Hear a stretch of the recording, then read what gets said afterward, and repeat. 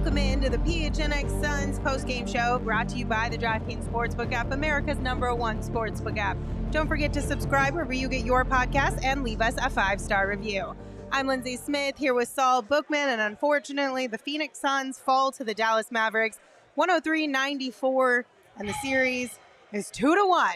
Saul, how you feeling? I think I feel just like everybody else out there. Like, I mean, there's just a few words I could say. What the fuck was that? Like, what did we just watch? It's just so damn confusing. That's what a great just question. happened? Like, we're going to try and piece it all together, but damn, that was just not fun to watch. I think, okay, so Alley Oop on Twitter tweeted out, figured the Mavs might steal one, possibly two, but I didn't think it'd be like this. I'm not worried, but I'm embarrassed. And I think that kind of sums up how I'm feeling about this game. Like, the whole game was just kind of like, what is this? This is not it. This is not it. From the very jump, and we'll just go ahead and get right into it. From the very jump, the first possession the Suns had, even though they scored, I knew it was going to be a different game because the Mavs pressured and extended the Suns' offense, three-point line extended further out than normal. Usually they let them come to them. This time they were like, nah, we're going to set the tone early, and they pushed the Suns out. They were a little bit more physical overall in the game. The refs certainly the fuck helped out in that regard. I mean, it was like every time you blew on the Mavs, foul, especially Jalen Brunson, but we'll get into that a little bit. I just felt like the Suns started off in a nice little groove. I thought it was like, oh, man, this is going to be nice, you know. Everybody was hitting threes. Book was looking pretty good. And then it just stopped. And the Mavs just basically took control from there on and never looked back.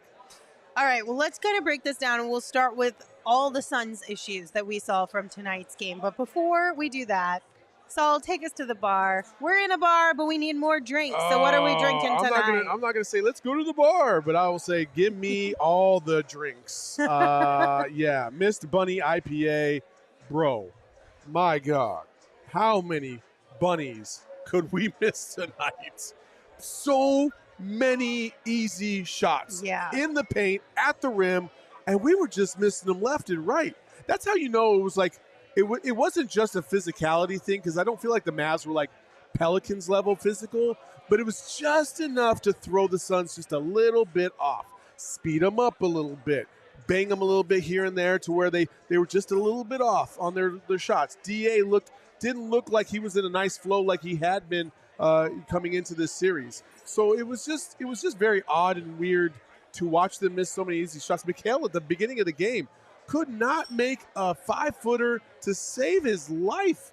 Listen, it was an odd game. It was out of character for the Suns. Chris Paul, we'll get to that here as well. Just was not Chris Paul today for whatever reason. Give me 36-year-old Chris Paul back. His birthday, Chris Paul, like, happy birthday.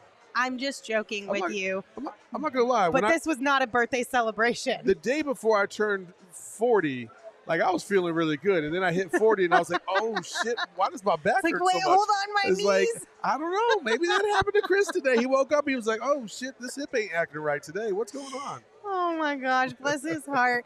The Suns shot 44.7% from the field tonight, so not ideal for what we have seen from them thus far in the playoffs. And to your point, Saul, it just seemed like almost everybody was off. Yeah. Like, everybody just missed open shots. Everybody didn't have the traditional rhythm that they normally have to their game. I don't know if there was a birthday celebration last night for Chris Paul, if the Suns got too cocky and thought this one was in the bag, if they were just a little tired from whatever insert thing here, or if the Mavericks just really threw them off their game. It was a little bit of everything. Jae Crowder was the only one that didn't really seem to be fazed by anything. He shot the lights out tonight. He was leading the team in scoring basically all night. He did. He ended up leading the team in scoring with 19 points tonight. The one thing that I will say, and I will get to this right off the bat because a lot of people in the chat are talking about Monty. I agree. There was 2 instances where Monty had a chance to kind of change the game himself. And both times when Luka Doncic came off the floor because he picked up a foul He picked a, and he came off. Monty chose to go with Campaign in the game instead of Chris Paul. That's where it got all fucked up. Yeah. Because Chris Paul needed to be on the floor. Listen, as a coach, you got to feel your team. You got to feel your team and know that they're not in a very good rhythm. They're not really, they're not executing the way you need them to. You got to feel that. When the superstar from the other team comes out, the dynamic changes. You keep your superstars in there. I know that's out of the norm, but that's a slight adjustment. But he did that with the Pelicans too at times, so it should be top of mind for him. So you got to adjust a little bit and give your team a chance. But instead, he went with Campaign, who is on just an all-time. What's the opposite of a heater? He's in a freezer. Oh, it's called a colder. He's a colder. Yeah, he's in an all-time colder. I don't know what's going on with Campaign. I'm getting to the point with everybody else. Like, I need to see Aaron Holiday minutes because my guy's not contributing very much. He's very hesitant. He's not attacking the rim like he normally does. For whatever reason, he's very shook. He's very he pauses. He's slow. You got to go, Campaign. The reason why you're out there is to make things happen, and you're not making anything happen. I agree. I think, and you're not the only one. There are so many people right now in our chat, so many people online who are talking about, and it pains them to say this as much as it pains us because we all love Campaign and are rooting for him. But at some point in time, you have to take a look at what he's been able to do or lack thereof throughout the playoffs thus far and say, is it worth it? Because when we were playing against the Pelicans, my thought process on this was, I think it's worth it to let him play through it to see if he can get out of the funk. Now that we are midway through the second round, you can't have, can the Suns still get the series taken care of? Yes, absolutely. I'm not hitting the panic button by any means. No. But when you're moving into the next round, the Western Conference Finals, these teams that we're talking about potentially playing next round are not going to be an easy ride. You're going to need a backup point guard who can produce for you. If you got to play the Golden State Warriors in round 3 in the Western Conference Finals, and you have Campaign playing like he's playing right now, you have to almost all but guarantee that Chris Paul's averaging 25, Devin Booker's averaging 30, DA's averaging well over 20, and everybody else is contributing, 15, 20, 30 points. Like you have to have that with Campaign playing the way he is because he's not creating for anybody else. Yeah. He's not doing anything. You're going to get mollywopped in the second half, in the third round, if they have a performance like they did today and Campaign continues to play as bad as he is. They can't have performances like this. They just cannot. And listen, the Suns have been very, very good at bouncing back. I'm not hitting any type of panic button whatsoever. No, absolutely not. I feel like the Suns are going to be fine. I feel like Sunday they'll bounce back. They'll win that game. I'm 1,000% confident of that. But today was so anti-Suns basketball that it makes you it gives you a little pause. Right. And I think that's why, off the top, I was saying I'm not concerned, but I'm embarrassed. Because it's like, this is the playoffs, and you guys are far more. You are so capable of doing so much more than what we saw tonight that it does create a little bit of what's happening right now? Yeah. What is it? And instead of going so far off the deep end of let's break this down and be overly critical, it's more just I'm just embarrassed by this performance. Yeah. It sucks to say it, but it is what it is. Back to Campaign. You got a big old fat goose egg tonight. No points, but he did have 3 assists. He played 14 minutes. I think if a change was going to be made by Monty, it would have to be made at some point in time in this series because if you are going to look to Aaron Holiday, you got to get him some rhythm before you throw him up against a harder matchup. I feel like Aaron Holiday doesn't really need much. He just needs some time. He needs some time on the floor because I feel like he's produced. I feel like he brings energy. He's got there's this little Campaign. When Campaign is on, he's got swag. He fires the team up. The problem is when Campaign goes to bad land, then it's Shane's laughing in the background. When he goes to the bad place, there is no energy. It's the sunken place. My guy is in the middle of just everything, trying to figure it out. It's not good. It's not great. It's definitely not. But we will see if any adjustments are made as far as campaign goes from here on out. And just kind of see what Monty is thinking about that, because I'm sure somebody will ask at some point in time if this continues, maybe a practice tomorrow or maybe going into game 4 on Sunday. We'll see if Monty does address it at all. I also want to say this to the chat real quick. People were like, oh, well, we were down by 18, but we came back and we showed a little bit of fight. That's exactly what the Mavs did in game 1. They were down the entire game, seemingly out of it basically the whole game, and then they made a cute little run at the end of the game. Like, that's not what we're all about. Like, cool. I will give you that at halftime, because at halftime we were down 7. Yeah. And it looked like the way that this game went in the first half, we could have been down 20. Oh, easily. It felt awful, and we were only down 7. I will give you that for sure. For sure. Had the Suns come out in the third quarter with a little bit of a vengeance and decided, hey, this is not how we play ball, and came out and played actual Suns basketball in the second half, they absolutely could have grabbed the W tonight, but they didn't do that. Yeah. So the fourth quarter, we were down, but we came back.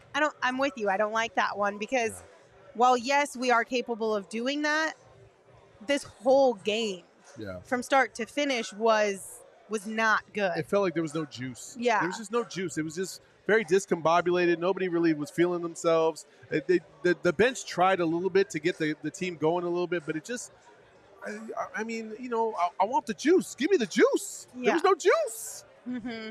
I feel like a lot of people in the chat right now are kind of feeling us right. So Brian said, I'm not mad we lost. I'm mad we wasted a good J game. Feel you there. Connor says, I ain't mad. We played bad and barely lost. Allen said, no need to panic, just an off night. Wanikin said, I'm pissed but not panic. Hope this team is pissed next game. I think we're all feeling the same way right now. There's no panic. There's no ready to throw in the towel. Nothing like that. It's just this sucked. It just sucked, plain and simple. This is not how everyone anticipated spending their Friday night. Exactly. That's how it is. After all the shit that we talked, first of all, let me just say this real quick. I just tweeted it out. But Suns in 4 is the kiss of fucking death. I hate that phrase, and every single time people shout that dumb shit, I feel like, oh, we're going to lose the next game. That's just what's going to happen. I understand that didn't happen in the last year when we swept the Nuggets, but we had finished the series. We were on our way out the door in game 4 when we started that chant. It wasn't right after game 2. And the last time we did that right after game 2, we never won a game for the rest of the season. So stop the Suns in 4. Listen to me, everybody. Give me this camera right here. Stop the Suns in 4. It's weak. It's over with. Let it go. It needs to die, because it's the kiss of death every single time. Thank you. I was driving last night, and I was at a red light, and the person in front of me owned the license plate Suns in 4. Good for him. And I thought that was really funny, because I literally have never seen that before. And I was like, when I saw it, I was like, yeah, that makes sense that somebody in town would have it, right? After last year, makes sense. All right, so another thing that was a big issue for the Suns tonight, and the chat's been talking about it all night long, turnovers. Turnovers were a big issue for the Suns. So they had 17 turnovers in this one, gave up 22 points off of those. Chris Paul tied his season high with 7 turnovers, and Devin had 5 turnovers. So very uncharacteristic type of game for those two. And if you really break it down, that's the game right there. Yeah, I don't understand. It's not like it wasn't like aggressive playmaking turnovers. Some of them were just like you just let the throwing ball them. go. It was like, oh, there's 3 dudes right there. Whoop. What are you doing? It was so uncharacteristic, and that's what's also frustrating about this. It was just such an uncharacteristic Suns game. Even in the losses to the Pelicans, I never felt like they were completely out of character. They just weren't playing as sharp as they needed to against a physical team like that. Today was the worst game of the playoffs for me, because I just felt like they were just on some other shit that I just did not understand. Yeah, the turnovers that was just rough. It made it even more frustrating, I think. And then I feel like those were the biggest things, right? Missing easy shots, not having the energy, and the turnovers. Like, those were the biggest things that I think the Suns had issues with tonight that really cost them this game. Yeah. The one thing that I will say that you could add, you could place a small amount of blame. I'm not going to go overboard with this either. The refs were a little sus tonight. They were very sus. Like, I don't think that was the ultimate reason why they lost the game, but they were absolute trash too. Yeah. Like, there were some calls. First of all, how many times can the Dallas Mavericks hit the ball out of bounds and then get the ball right back? Like, bro, what are we talking about here? That was the most frustrating. Those were the most frustrating calls. It's physics. Sure. It's physics. Chris Paul is going this way. Dallas Maverick guy is going this way. Ball goes that way, and they're like, we'll give it to Dallas. What? What? Like, that doesn't even make any sense. And then some of the feather calls is what I'll call them, because basically if you just blow on Jalen Brunson, he's going to get the call. Luka tried. I thought the refs were going to be on a good one tonight because Luka tried to flop in the first quarter, and he didn't get those calls. And I was like, good. The refs understand. They didn't transfer that transitive property over to freaking Jalen Brunson because Jalen Brunson was getting all those mythical calls. And then also DA goes up on a fast break last game and goes up and hits Powell in the jaw with his elbow, kind of the back of his elbow, right? Same thing happens today with Luka against Chris Paul. They don't even review it. Right. Like, come on, man. I'm not even trying to hear that and shit. GA got a flagrant for that, didn't he? Yes, a flagrant one. They didn't even review this one. Which, I mean, I understand because everyone was saying, oh, well, the reason why DA gets a flagrant on that is because he's a much larger person. So it just looks worse, I guess you could say. But as an NBA official, you should be able to know that it's the same for both. Or at least it's got to be. Whether you're 7 foot or 6 foot, it shouldn't matter. Yeah. Right? Like, if it's the same motion, the same move, the same hit, 7 foot, 6 foot, what's the difference? I don't understand that. I don't get it either. Also, do you want to talk about this? Later. That'll be my screenshot. But, yeah, so I think those were some of the biggest issues for the Suns tonight. But let's talk about the Mavs, because the Mavs had a few positives tonight as well that made it a little difficult for the Suns as well. And some of those are the defensive adjustments that they made. And I know you were telling me about it before we went live. And you mentioned it earlier on the show, too, just pushing them farther back on that three-point line. They had to be more physical. I figured that they would come out more physical. Listen, they got called out all over the place, especially Luka. Luka played better defense tonight. He wasn't completely lost like he was last time. Mm-hmm. He played better defense. They played better help defense. They double-teamed in corners every time Chris Paul would go out. They put a lot of pressure on the Suns to try and create off the dribble, and they helped a lot better as a team.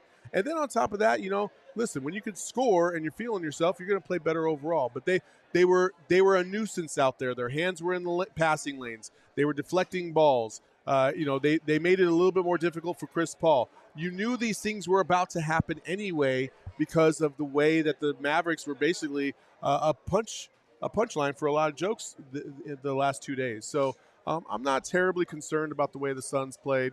I just wish they would have played cleaner. But the Dallas Mavericks did have a lot to do with that as well. Yeah, they put up a fight defensively tonight, and I'm sure, we talked about it, what Jason Kidd said about Luka at shoot-around this morning. We saw everyone everywhere talking about how Luka completely got wrecked in Game 2 by Chris Paul in the fourth quarter. And I'm sure he took that personally. And I'm sure this whole Mavs team took it a little bit personally that they were down 2-0 in this series, that everything that everyone had said they were going to do, they didn't do in these first two games. And that's got to be tough. And we said beyond pregame, they were playing desperate. They were going to be angry in this game. And if they came out with that intense fire in the first 5 minutes of this game, it could be a very different game for them. And that's exactly what they did. I mean, it led to the Suns having their worst shooting performance in the postseason. Right. 44.7%. The first time all postseason where they shot under 50%. Like, that's also, it's not only just us missing bunnies, but it's also the Mavs defense being just a little bit more physical. Yeah. Like, listen, I don't think the Mavs defense is anywhere near what the Pelicans were. But the Suns made it feel like that tonight because of the way they were missing shots. And just their flow just seemed like it was just off. I'm not worried at all. I feel like they will They will fix it. And listen, the Mavericks got a lot. I mean a lot of great bounces their way tonight. They did. You can't take that away. The possession where the Suns did everything right and slapped the ball, and Luka just happened to be on the ground at the free throw line, grabs it, passes it, and they get a dunk. Like, come on, man. Like, sometimes it just doesn't go your way, and that's okay. And then, of course, the supporting cast making some shots tonight, which we also talked about. Back at home, role players tend to play a little bit better. Yep. We talked about Jalen Brunson. If he can find a shot, then the Mavs have a chance to win the game. And that's exactly what happened tonight. He finished with 28 points. He averaged 11 points in the first 2 games. Tonight he had 28, which were 2 more than Luka finished with tonight. Do you guys want a silver lining to all of this? Sure. Yeah. My brother-in-law placed his first legal bet here, That shit. and he made money by... I was going to punch your brother-in-law live in this bar. What happened? Because he was shouting, because he was so excited about the way Jalen Brunson was playing because he had a bet. His bet was Devin Booker first field goal parlayed with Jalen Brunson over 24.5 points. And how much did he win? How much did he win? $600. Damn. I mean, okay, I'm happy for There you him. go. Yeah. I'm happy for him. But he was the only one in the bar shouting, and I was like, bro, keep it down. He didn't shout for the rest of the game, though, so good on him. That's a positive. I'm only happy for him because he's your brother-in-law, Shane. If it was anybody else, I wouldn't be happy for him, just so you know. Okay, good. But that's great. But, yeah, I mean, that was a big portion of tonight's win for the Mavs is that Jalen Brunson actually knocked down some shots. Yeah, I mean, a lot of those guys hit shots. Bullock hit from the perimeter. Finney Smith hit some shots from the perimeter. Kleber had a really good game. Like, they, as a team, the refs handed them a few points here exactly, and there. I mean, they have some good quality, stars on that team for sure. But listen, overall as a group, they did exactly what they needed to do. They held serve at home. But I definitely feel like it wasn't.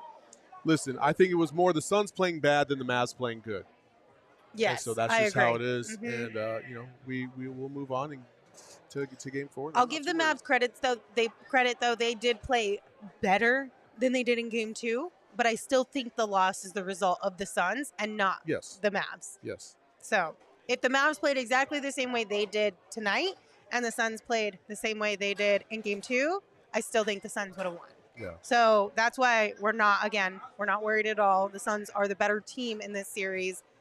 And I am not going to make an absolute statement, but my gut tells me the Suns will still be okay in this series. I need a Booker revenge game ASAP. Which is interesting because that you mentioned revenge, because after game 2, Devin mentioned revenge. He said, I think he was asked about the fan base, and he said something along the lines of like, they feel it. They're on this revenge tour with us.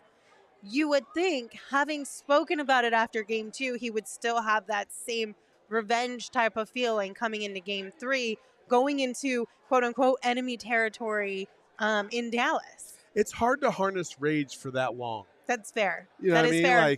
Like over 82 games, it's hard to feel like, it's like somebody like coming through and like punking you, and then you have to wait like 6 months before you get an opportunity to punk them back. Like, it's just, you lose a little fire, right? But after a game like this, I guarantee you Devin Booker gonna be angry. Will feel the fire, and he will come back with a vengeance. It is true, because if the only thing motivating you is revenge or proving people wrong, you're gonna have lapses, because that's not an emotion that is positive for you. If you use it sometimes when there is a reason to use it, then yes, I think it's a positive. I mean, but if it's just that 100% of the time, there's no way you can physically do that. I just feel like Devin Booker just needed somebody to tell him, like, hey, you need to find something very, very petty to be mad about tonight, because that's what Michael Jordan and Kobe would have done. I mean, this is true. But how could you, if he, I don't know, I'm just saying, being in Dallas, how could you not find something? I'm like, a white tie with a white shirt, Devin? Really? Then boom, murder in the Mavs. Well, Let's what go. the heck, Saul? That's your fault then. You should have said that. I should have flown out to Dallas. You should have hopped on like pregame presser with Monty and be like, yo, Monty, can you tell Devin that I'm just about to talk a little bit of crap about his outfit today, just to get him a little fired up? Way to go, Saul. I like that there's Mavs shit talkers in the chat tonight, because they don't have their own stream to go talk about. They don't. I mean, Mavs fans, do they even exist? I don't know. Like, who cares? Welcome. We're happy to have you here. Come into our kingdom. Enjoy this. Oh, but as we mentioned off the top of the show, and as Brian said in the chat, it just sucks to waste a good Jae Crowder game. And you're right, it is a great Jae Crowder game, and that's why he's going to be our draft king of the game tonight. Jae Crowder finished with a team-high 19 points. He had 7 rebounds. He was 7 of 12 from the field. Shout out to Jae Crowder. He also had 5 assists and 2 steals in there, too. I don't want to forget those. Shout out to Jae Crowder because offensively, he was struggling in the first round. And he has found his rhythm here in the second round. And thank goodness for it because he helped keep us in tonight's game as best as he could. In game 2, in the first half, he was our leading scorer as well. Yeah. So thank goodness for Jae, who's found his rhythm, and thankfully so, because we're going to really need that later if we go deeper into the playoffs. We're going to need it. I do hate to waste a Jae Crowder game, man. It's just, it hurts. It hurts because it's like they come like once every 4 or 5 games where he shoots like really, really well, and you're like, oh, damn it, that's the one. It would have been fun to get you a W for that. Know what I mean? So, but you know, I'm sure he played better last game too, shooting wise. He's always been solid defensively, so hopefully he's finding a good rhythm because the Suns are going to need him. Yeah. And if you guys want to put a little bit of money down on maybe Jae Crowder first field goal club on Sunday's game, be sure to download the DraftKings Sportsbook app right now. It's an official sports betting partner of the NBA. And this week, new customers can bet just $5 on any team to win and get $150 in free bets if they do. Also, if you are already a user of the DraftKings Sportsbook app, this one's for you and even new customers, but this one's for everybody. Right now, all customers can place a same-game parlay with 3 or more legs and get a free bet back up to $25 if one leg does not hit. So DraftKings is giving out some really cool promos. They've got some neat things right now for the NBA playoffs. So if you have not yet already, download the DraftKings Sportsbook app. Use promo code PHNX. Bet those $5 on any NBA team to win their game and get $150 in free bets if they do. That's promo code PHNX only at DraftKings Sportsbook. Just a reminder, that is 21 and older only, Arizona only. Gambling problem, 1-800-NEXT-STEP. New customers only, minimum $5 minimum deposit. Eligibility restrictions apply. See DraftKings.com/sportsbook for details. Saul, you ready for some screenshots? Let's do it. All right, it's time for some screenshots presented by Arizona Department of Health Services. COVID-19 vaccines are free for everyone 5 and older. Those 12 and older are also now eligible for a booster. Visit azhealth.gov for a location near you. Why don't you kick us off? All right. So, there was a lot of people that needed therapy tonight. But I thought this tweet really stood out because it says, and I quote, "Men will literally sit around and name random sports players for 2 hours instead of going to therapy." It's so true. It's so true. And then the following tweets, I think Kyle Odegaard was like, "Man, I remember Sean Dunston had a cannon for an arm." And I was like, that's exactly what we're talking about. I can remember so many things growing up. I remember Kevin Johnson playing against the Blazers, and he made this spin move against Kevin Duckworth, of all players, and shot it behind his back over Buck Williams. Why do I know those two names? Because you don't go to therapy. I don't go to therapy. Yeah, you're like, I'm telling you, this is one of my favorite things to do. Jared Cunningham, amazing player at Oregon State, played 3 years in the NBA. One of my all-time favorite random players. Royal Ivey, who's now on a coaching staff, played for Oklahoma City. See? Okay, so I quote tweeted this, and if this tells you anything about either who is following me or how you guys feel about this, that tweet basically flopped. When I quote tweeted, I said, hot take, maybe you could just do both. And literally, basically zero engagement. Not a lot of people were down for that. My thing is listen, you can have this as your therapy with your bros or with whomever, right? Like your sports people. Also go to therapy because it's probably really good for you. Or do it at therapy. That's true. Spend the first 40 minutes talking about things and then the last 15 minutes just talking about random sports people. Right now, as we go through, give me your most random player, and I will send you a PHNX hat if I think it's the best. Let's go. Random player. Let's go. All right, get it in before the end of my screenshot. Doesn't have to be a Phoenix Sun. All right, my screenshot for the night, which is another topic based around the officiating. So a lot of people were bringing up that Luka kept doing the money sign after every foul called on him tonight, with the thought process that it was insinuating he was saying the refs are paid. Now, originally when I saw this on Twitter and saw you and I talked about it, we were like, I don't know. Is there any credibility to it? We're not there. Maybe he was doing it because he made a shot or he thought his shot was going to go, whatever, right? All these different reasons as to why he could be doing it. But we got this screenshot from Landon Thomas, who is a credentialed reporter covering the Dallas Mavericks.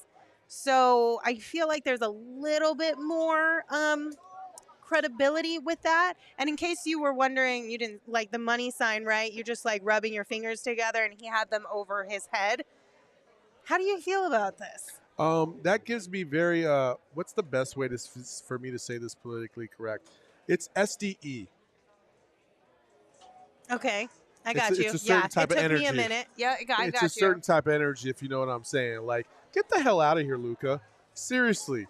Really? The refs are getting paid off to give you fouls. The number one flopper in the league. Really? And also, when you look at the officiating from game 2, it was pretty even. Bad calls. Tonight, I think you could very well say factually it was more so in the favor of the Mavs than the Suns. He was just trying to play to his crowd. If anything, people were like, are you paying them? Right? Are you the one who's paying Right? them? Is that why you're throwing out the money sign?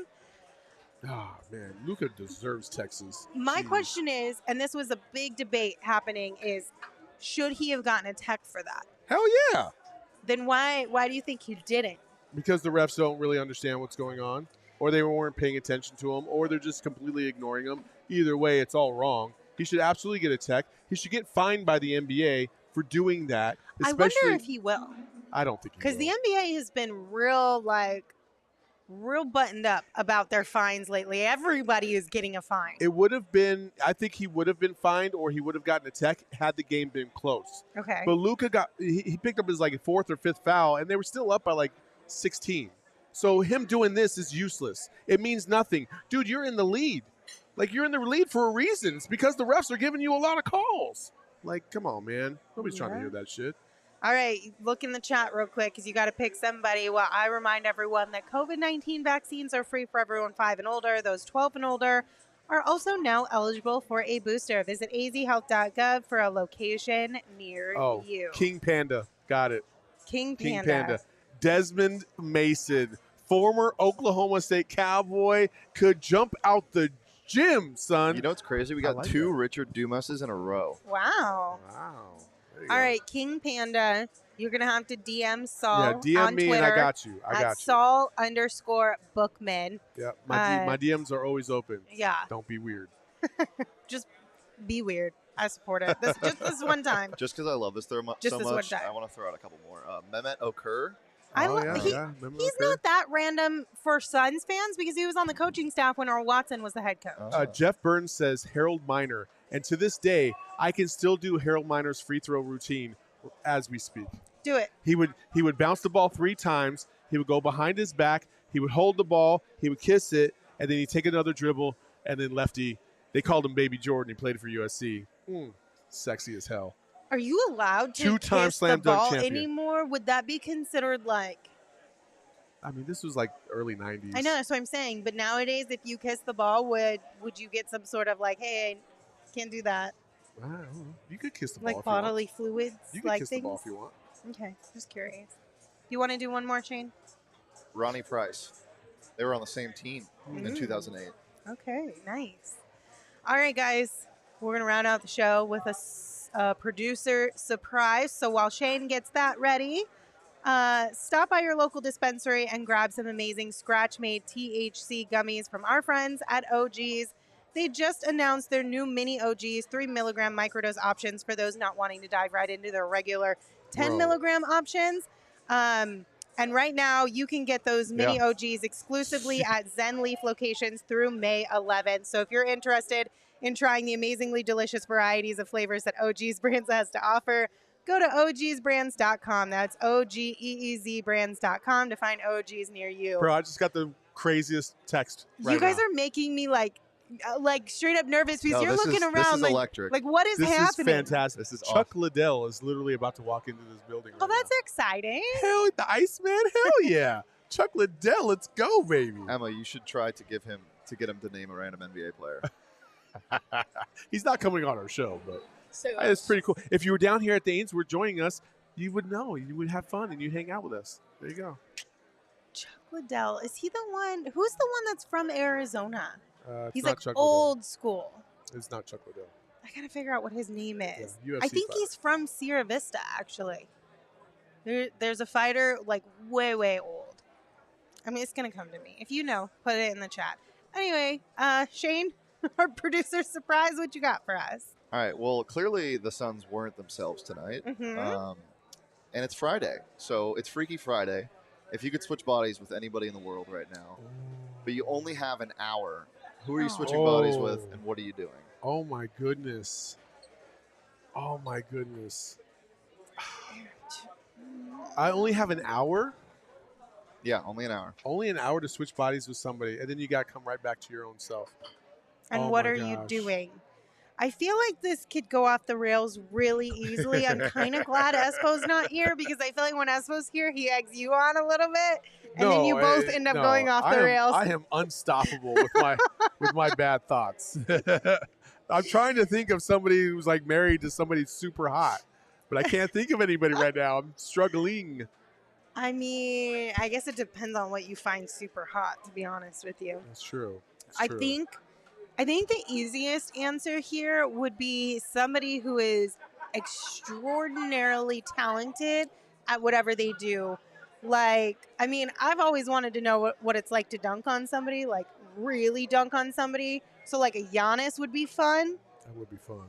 That That would be fun. Or like a really dope, like a gymnast, because the idea of doing like crazy, like Simone Biles, right? Like doing crazy flips and all that kind of stuff. There's no chance in hell I'm ever going to be able to do that in my life. So being able to do something as thrilling as that would be super cool. Jeff Burns says Leonardo DiCaprio. That's not bad. That's not a bad one. I'm actually going to go. I'm going to kind of steal your thing right now. I'm not going to say it would be quite like a gymnast or dunking on somebody, but like somebody who could like paint. Oh, that's a great idea. Like a phenomenal like painter or artist. Or somebody did say Tiger Woods in the chat. I think honestly, and I know, whatever your political beliefs are, whatever, swapping your body with the president for an hour. Dude, you are the president, right? Like whether you're Barack or Trump or Bush or whoever, like that's a G But level within an position. hour, you can't do anything. But I would own Air Force One for an hour, son. I can go anywhere I want. Let's go. Yeah, I mean, I feel like mine would have to be like either the artist one is a great idea as well because I've always wanted to be able to do that. Or dude, oh no, this is it. I want to be able to like rap or sing and come out on stage like in London and just be like Dr. Dre. Just wait, like, why let's go. London? Because I saw the Defiant Ones, and Dre comes out with Eminem in London at Wembley Stadium, and it's like 100,000 people, and he's like, he starts singing Dre Day or whatever, and it was just, I was like, dude, what would that feel? Because he comes under like this tunnel onto a stage, and it's just like, he's like. I mean, it would be super dope. That's great. That was a good question, Shane. I have to give some bad news to our flat girthers. What are girthlings? Yeah. Girthlings is what we are with now. Sorry. Everybody is asking, where is Girth? Did I miss Girth? Bring out the Girth. Jiro's off tonight because his sister is getting married. So congratulations to her on the nuptials, but don't worry, he will be back with us on Sunday for Game 4. Sister Girth. Sister Girth. Sister Girth. Because we don't know what her name is. Yeah, no Girth tonight, but honestly, it wouldn't surprise me if Gerald did some sort of a recap thing tomorrow or Sunday before the game on his Twitter. Who knows what Gerald's up to, but we gave him the night off to just completely be with his family and celebrate that. But don't worry, like I said, he'll be here for Game 4 on Sunday. Well, not here. He'll be in Dallas. So he'll be able to join us with all of the updates. Yeah, and Esperado, like we had mentioned earlier, is that he did not want to get divorced, which is a good thing. He's spending the weekend with his lovely wife and his daughter because it is her 40th birthday this weekend. So shout out to Tracy. Happy birthday. We love you. Thank you for letting me beat the crap out of your husband on a daily basis. I appreciate you very much for that. And so that's where those two are at. They're doing family things, which is a very good thing. And sometimes it just intersected at the same time. So it's Sorry just Lindsey if Saul and I we weren't good enough just for weren't you good enough guys to carry tonight. the show, I guess. We apologize. We'll be better next time. Thank you for tuning in. We appreciate you guys very much. Before we say goodbye, one quick reminder.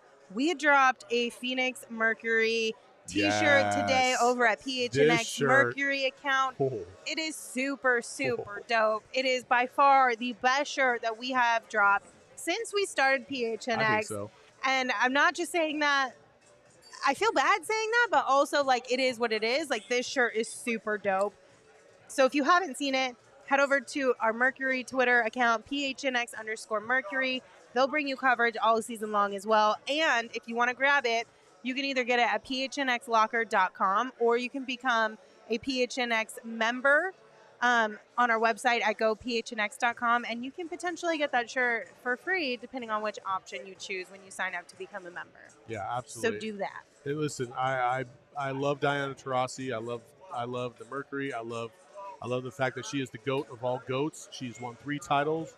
She deserves all the praise, and the fact that we created something in her aesthetic is just phenomenal. I love this. It's my favorite shirt already. The Point Guard shirt is a close second, and we have a lot of great shirts. I'm wearing the Sunset Drive shirt, which is dope too. But man, that shirt is awesome. It really is. It really is. All right. Like I said, thank you for tuning in. We appreciate you. You can follow me on Twitter at Lindsey Smith AZ. You can follow Saul at Saul_Bookman. And we will be back on Sunday with a pregame show and a postgame show for Game 4. Do you want what's your goodbye? I have one. Espa has one. What's gonna be yours? I usually just say it. We'll see you when we see you. Peace. We gotta work on that. That's it. That's what they used to say on In Living Color, and I used to love it. They were like, "We'll see you when we see you." Peace. Fucking sign off, Shane. Combo since KJ Marley and Charles. If you squat, just sitting on the chat, get involved. Rhymes say it's got flavor. Known to shine greater, glide like Tom Chambers in Bulls versus Lakers. Off that